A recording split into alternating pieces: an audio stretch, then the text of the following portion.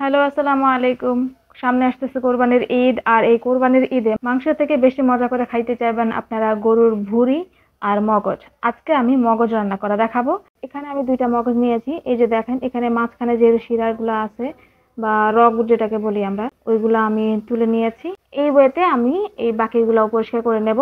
এবার চুলাতে আমি গরম তেল বসিয়ে দিয়ে পেঁয়াজ দিয়ে দিলাম পরিমাণ মতো। এখানে আমি ধরেন ১ মুঠ পরিমাণ যেরকম আসে আর কি পেঁয়াজ, ওইটা দিয়ে লবণ দিয়ে দিলাম। এরপর আদার্স যে গরম মশলা আছে, যেমন ধরেন দারুচিনি, এলাচ, লবঙ্গ, তেজপাতা, এগুলো সব দিয়ে দিলাম। দেওয়ার পরে তেলের মধ্যে হালকা ভাজতে থাকবো।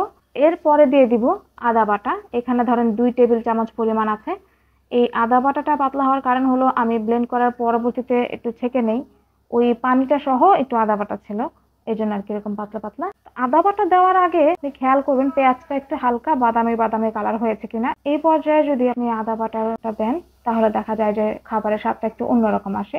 মানে সবকিছু আর কি ঠিকভাবে কষাবো। এবার হলো আমি ৪-৫টা কাঁচামরিচ নিয়ে নিয়েছি, এগুলা এই প্যাটের মধ্যে গুঁতা দিয়ে দিয়ে প্যাটটাকে ফাটিয়ে নিব।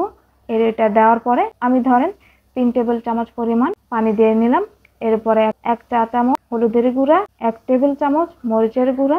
আপনারা যদি ঝাল আরো বেশি খেতে চান তাহলে আরো দিতে পারেন। আমি যেহেতু কাঁচামরিচ দিয়েছি তাই এতটুকুই ঠিক আছে। এরপরে আমি ১ চিমটির থেকে একটু বেশি টেস্টিং সল্ট দিয়ে নেড়ে চেড়ে, এই যে দেখেন মশলা কিন্তু কষানো হয়ে গেছে, মানে পানি পানি আর দেখা যাচ্ছে না মশলার মধ্যে। এ পর্যায়ে আপনি এই মগজটা দিয়ে দিবেন। আর এই মগজটা দেওয়ার পরেই হবে আপনার আসল নাড়ানাড়ির খেলা। আপনি নাড়তেই থাকবেন নাড়তেই থাকবেন, মগজটাকে দিয়ে এরকম খুঁচুন দিয়ে গুতাতে গুতাতে একদম কেটে ফেলবেন। মানে অনেকে আছে এটা কেটে তারপরে দেয়, আমি এখানে নাড়তে নাড়তে করে কেটে ফেলি। যখন মগজটা একটু দেখতে কেমন জানি হয়ে যাবে, তার মানে হবে হালকা একটু কুক হয়েছে। ওই পর্যায়ে আপনি ঢাকনাটা ঢেকে দিবেন। আর চুলার আঁচটা যাতে অবশ্যই মিডিয়ামের থেকে কম, আবার একেবারে লোয়ার থেকে একটু বেশি, মানে মিডিয়াম টু লো এর মধ্যে রাখতে হবে। এটা দিয়ে ঢেকে রাখবেন ধরেন ৫ বা ১০ মিনিট। ঢাকার পরে এটা নাড়াচাড়া দিয়ে, আপনারা যদি আরো একটু গুঁড়া গুঁড়া করতে চান আপনারা তাহলে খুন্তি দিয়ে আরো কেটে কেটে নেবেন। এরপরে আমি ধরেন ২ টেবিল চামচ পরিমাণ পানি দিলাম। দেওয়ার পরে একটু নাড়াচাড়া করলাম। আপনি চাইলে আবার ঢাকনা দিয়ে ৫ মিনিট রাখতে পারেন, অথবা এরকম নাড়াচাড়া দিতে দিতে দিতে দিতে কষে ফেলবেন। মগজ জিনিসটা আসলে বেশিক্ষণ লাগে না কুক হতে, ২ বার করে যদি আপনি ঢেকে রাখেন এটাই এনাফ।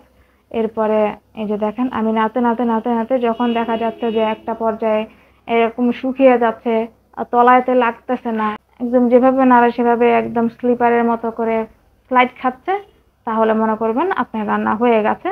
আর আমি একটু কেরামতি করার জন্য উৎসাইয়া উৎসাইয়া একটু ওরে একটু শেপ দিয়ে নিলাম, যদিও এই শেপ দেওয়াতে কোনোই প্রয়োজন নাই, পরে তো আবার খেয়েই ফেলবো। এই যে এখন বাটিতে আমি নিয়ে নিলাম। কি সুন্দর লাগতেছে দেখতে, যেমন মজা হয়েছে ট্রাস্ট মি, খেতেও খুবই মজা হয়েছে। তো এই রেসিপিটা ফলো করে যদি আপনারা রান্না করে থাকেন অবশ্যই আমাকে জানাবেন। যদি ভালো হয় তাও জানাবেন, না ভালো হলেও জানাবেন। কিভাবে কি করলে আপনার ভালো হতে পারে সেই টিপসটা আমি পরবর্তীতে জানিয়ে দিব। আজকের ভিডিওটা কেমন লাগলো কমেন্ট করে জানাবেন। আসসালামু আলাইকুম।